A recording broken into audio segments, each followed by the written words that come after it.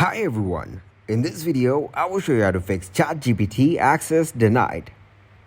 Open your web browser and type ChatGPT. Click on Try ChatGPT. Click on three dots on the top right corner. Go to Settings and the new tab will open. Click on Privacy and Security, click on Cookies and other site data. Scroll down and click on See All Site Data and Permissions. Scroll down and click on OpenAI.com. Click on the bin icon to clear site data and permissions for OpenAI.com and all sites under it. Tap on Clear. That's how you fix ChatGPT access denied.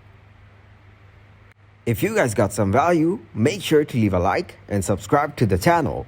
Until next time, goodbye.